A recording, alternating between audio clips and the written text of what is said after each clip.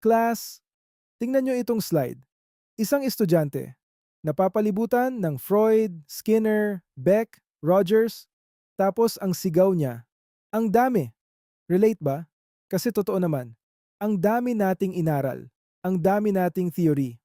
Parang bawat isa may sariling explanation sa tao. Pero ngayon, class, ito na ang pinaka-importanting tanong. Paano mo pagsasamahin lahat ng iyon? Welcome to Module 12, Integration, Research, and Becoming Human. Ito na yung part na hindi na lang tungkol sa alam mo, kundi tungkol sa kung paano ka mag-iisip bilang isang psychologist, bilang isang tao. Balikan natin ang foundation. Si Wilhelm Maximilian Wundt ang nagpasimula ng scientific psychology. Si Kurt Lewin na nagsabi, behavior is a function of the person and the environment. Ibig sabihin, class, hindi sapat ang isang theory, hindi sapat ang isang perspective, kasi ang tao hindi simple, hindi linear, hindi one size fits all. Kaya lahat ng inaral natin, psychoanalytic,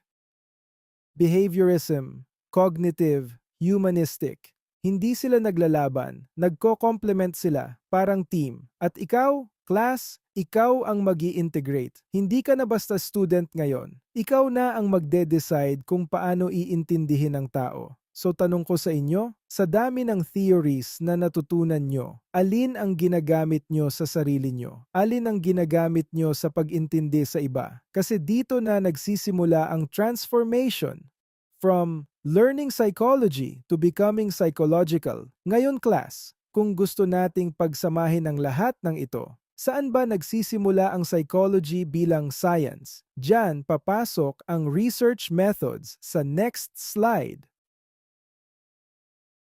Ngayon class, balik tayo sa pinaka-foundation, research methods. Kasi kahit gaano kagaling mag-explain, kung walang research, opinion lang yan. At sa psychology, hindi pwede ang feeling ko, ganito ang tao. Kailangan may ebidensya. Kaya may tatlong pangunahing approach. Experimental, correlational, qualitative. Simulan natin sa experimental.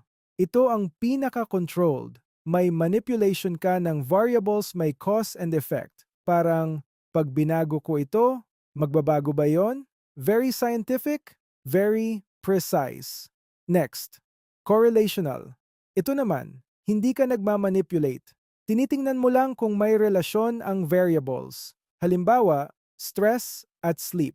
Magka-related ba sila? Pero tandaan, correlation does not mean causation. Now, qualitative. Ito na yung mas malalim, interviews, narratives, experiences. Hindi numbers ang focus, kundi kwento ng tao. Kaya mas rich, pero mas subjective. At ito ang pinaka-importante. Research ang nagbibigay ng credibility sa psychology. Kaya lahat ng theories na inaral nyo, dumaan sa research, hindi sila gawa-gawa lang. Ngayon, class, test natin kung nakuha nyo. Kapag ang study ay tumitingin lang ng relasyon ng dalawang variables, anong method iyon? Diyan papasok ang MCQ natin sa next slide.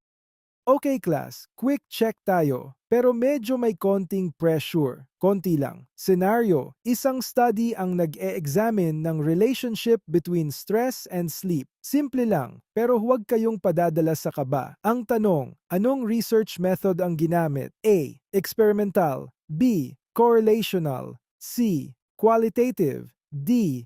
Case study. Sige, himayin natin. Keyword, relationship. Ibig sabihin, tinitingnan lang kung magka-related ang dalawang variables. Walang binabago, walang manipulation. So hindi ito experimental.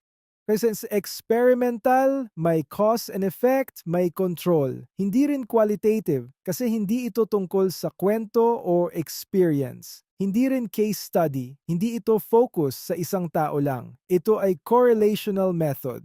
So class, ang sagot ay B. Correlational. At tandaan nyo itong golden rule. Correlation does not imply causation.